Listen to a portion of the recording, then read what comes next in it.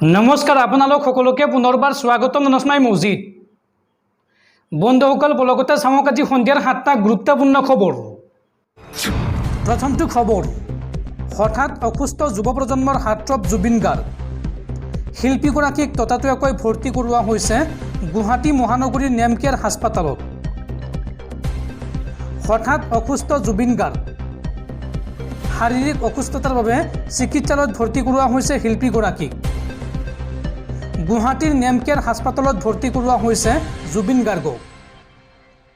আকস্মিকভাৱে অসুস্থ হৈছিল জুবিন গাৰ্গ আৰু চিকিৎসকৰ এটা দলে আৰম্ভ কৰিছে স্বাস্থ্য পৰীক্ষা আৰু বৰ্তমান জুবিনৰ অৱস্থা সুস্থিৰ। পৰৱৰ্তী খবৰ, সলনি হ'ল দেশৰ 10খন ৰাজ্যৰ ৰাজ্যপাল।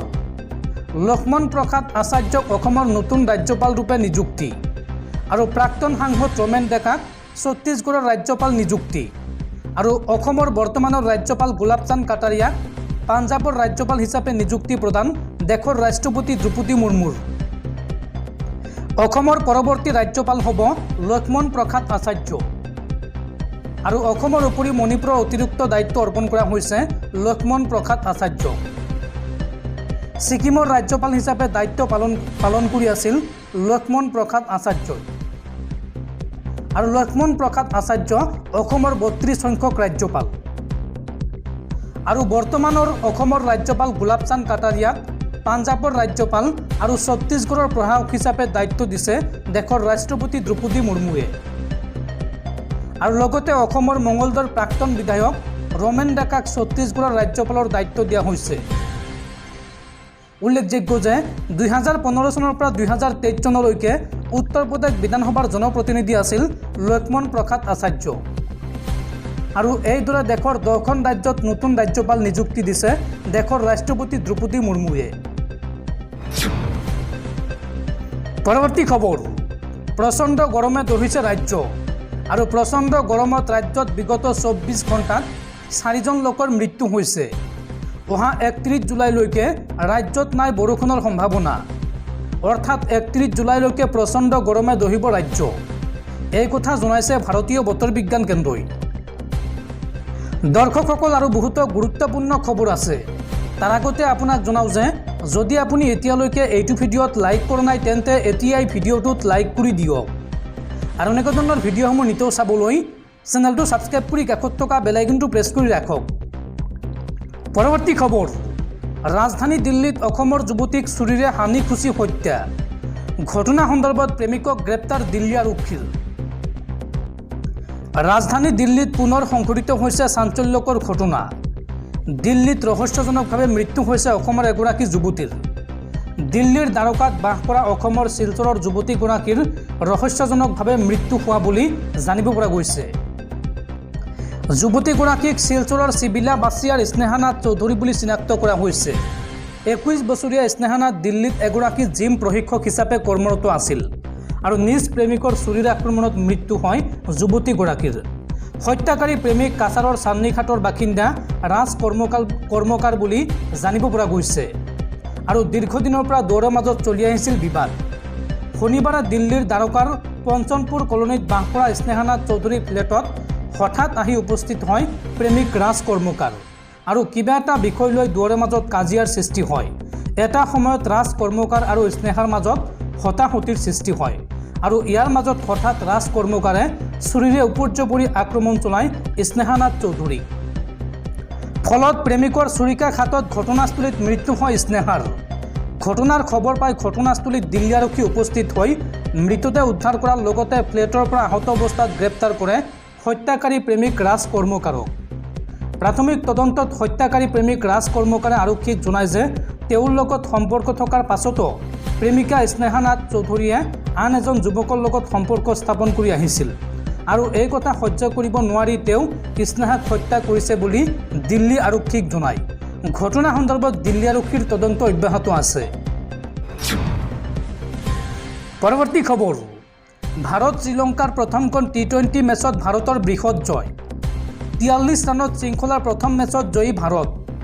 শৃংখলাৰ প্ৰথম মেচত ৰিয়ান পৰাগৰ দুৰ্দান্ত বলিং। 8টা বলত মাত্ৰ 5 ৰান দি 3টা উইকেট দখল ৰিয়ান পৰাগৰ। পৰৱৰ্তী খবৰ, যান বাহনক লৈ শীঘ্ৰে ৰাজ্যত বলবৎ হ'ব নতুন নিয়ম।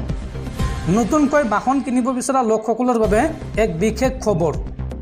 1 আগষ্টৰ পৰা নতুনকৈ কিনা বাহনৰ নম্বৰ প্লেটত লিখিব পাৰিব AS01GA। যান বাহনৰ গৰাকীৰ বাবে বিশেষ খবৰ। নতুন ৰূপত দেখা যাব বাহনৰ পঞ্জীয়ন নম্বৰ। গুৱাহাটীত বাহনৰ নম্বৰ প্লেটত লিখা থাকিব AS01GA। নম্বৰ প্লেটত লিখা থকা GA সূচাব গুৱাহাটী, অসম। 1 আগষ্টৰ পৰা কামৰূপ মহানগৰ জিলাত কাৰ্যকৰী হ'ব এই সিদ্ধান্ত। নতুন বাহন ক্ৰয় কৰা গৰাকীয়ে নম্বৰ প্লেটত লিখিব পাৰিব AS01GA। 1 আগষ্টৰ পৰা নতুনকৈ কিনা বাহনৰ নম্বৰ প্লেটত লিখিব পাৰিব AS01GA। কামৰূপ মহানগৰ জিলা পৰিবহণ বিভাগৰ এই সন্দৰ্ভত বিশেষ সিদ্ধান্ত। মেৰা ভাৰত মহান শ্লোগানেৰে স্বদেশ স্বজাতিৰ প্ৰতি দেশাত্মবোধ উদ্ধত কৰাৰ লক্ষ্য প্ৰশাসনৰ। কামৰূপ মহানগৰ জিলা পৰিবহণ বিভাগে এই সন্দৰ্ভত হাতত লৈছে এক বিশেষ পদক্ষেপ। বিশেষ সেৱা মুকলি কৰিবলৈ প্ৰস্তুতি চলাইছে পৰিবহণ বিভাগে। মুক্তিযুঁজাৰুৰ পৰিয়াল, সামৰিক, অৰ্ধসামৰিক বাহিনী আৰু আৰক্ষীয়ে পাব এই সন্দৰ্ভত অগ্ৰাধিকাৰ। পৰিবহণ বিভাগৰ বিশেষ কৰ্তব্যৰত বিষয়া গৌতম দাসে জনাইছে এই কথা। পৰৱৰ্তী খবৰ, বিৰোধীৰ পক্ষ ল'লে নেকি নীতিশ কুমাৰে। প্ৰধানমন্ত্ৰী মোদীৰ অধ্যক্ষতাত অনুষ্ঠিত হৈছিল নীতি আয়োগৰ বৈঠক, আৰু নীতি আয়োগৰ বৈঠকত অংশগ্ৰহণ নকৰিলে নীতিশ কুমাৰে, যাক লৈ এতিয়া ৰাজনৈতিক মহলত আৰম্ভ হৈছে তীব্ৰ চৰ্চা। প্ৰধানমন্ত্ৰী মোদীৰ অধ্যক্ষতাত নীতি আয়োগৰ বৈঠক অনুষ্ঠিত হৈছিল, আৰু নীতি আয়োগৰ বৈঠকত অংশগ্ৰহণ নকৰিলে নীতিশ কুমাৰে। বিভিন্ন উন্নয়নমূলক বিষয়ৰ ওপৰত আলোচনা কৰা হয় এই নীতি আয়োগৰ বৈঠকত। বিৰোধী দলৰ বহু মুখ্যমন্ত্ৰীয়ে অংশগ্ৰহণ কৰা নাছিল এই বৈঠকত। বিৰোধী দলৰ পক্ষ ল'লে নেকি বিহাৰৰ নীতিশ কুমাৰে। বৈঠকত বিহাৰক প্ৰতিনিধিত্ব কৰিছিল ৰাজ্যখনৰ 2 উপমুখ্যমন্ত্ৰী ক্ৰমে সম্ৰাট চৌধুৰী আৰু বিজয় সিনহাই।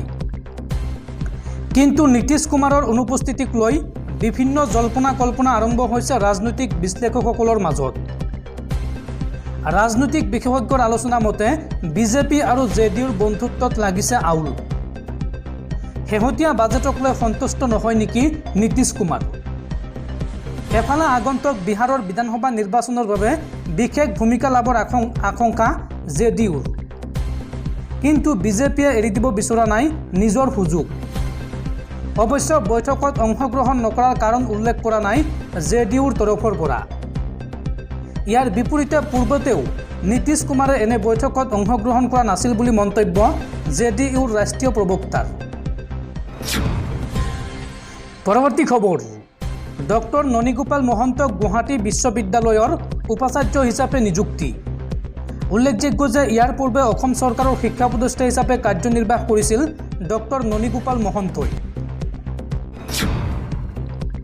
পৰৱৰ্তী খবৰ, সংসদত বিৰোধীৰ বিৰুদ্ধে ভাবুকিমূলক মন্তব্য মন্ত্ৰীৰ, আৰু এই সন্দৰ্ভত অধ্যক্ষলৈ পত্ৰ প্ৰেৰণ কংগ্ৰেছী সাংসদ গৌৰৱ গগৈৰ। কংগ্ৰেছ সভানেত্ৰী তথা ৰাজ্যসভাৰ সদস্য ছোনিয়া গান্ধীকে ধৰি বিৰোধী দলৰ প্ৰতি অসংসদীয় ভাষা ব্যৱহাৰ কৰি লোকসভাত মোদী মন্ত্ৰীসভাৰ মন্ত্ৰীৰ বিৰুদ্ধে ভাবুকিমূলক মন্তব্য কৰাৰ অভিযোগ উত্থাপন হৈছে। এই ক্ষেত্ৰত কংগ্ৰেছী সাংসদ গৌৰৱ গগৈয়ে লোকসভাৰ অধ্যক্ষ ওম বিৰলালৈ পত্ৰ প্ৰেৰণ কৰি তেওঁৰ হস্তক্ষেপৰ দাবী জনাইছে। অধ্যক্ষলৈ লিখা এখন পত্ৰত কেন্দ্ৰীয় মন্ত্ৰী ৰাজীৱ ৰঞ্জন সিং আৰু ৰৱনীত সিং বিট্টুৱে হাৰিয়ানাৰ প্ৰাক্তন মুখ্যমন্ত্ৰী ক্ৰমে ভূপিন্দৰ সিং হুদা আৰু ছোনিয়া গান্ধীৰ বিৰুদ্ধে ভাবুকি আৰু অসংসদীয় ভাষা ব্যৱহাৰ কৰাৰ অভিযোগ উত্থাপন কৰে। যোৰহাটৰ সাংসদ গৌৰৱ গগৈয়ে লোকসভাৰ অধ্যক্ষ ওম বিৰলালৈ প্ৰেৰণ কৰা পত্ৰত লিখিছে, 26 জুলাইত কেন্দ্ৰীয় মন্ত্ৰী ৰাজীৱ ৰঞ্জন সিঙে সংসদত হাৰিয়ানাৰ প্ৰাক্তন মুখ্যমন্ত্ৰী ভূপেন্দৰ সিং হুদাৰ যি সাংসদ সদস্য নহয় তেওঁৰ বিৰুদ্ধে ভাবুকিমূলক ভাষা ব্যৱহাৰ কৰিছিল।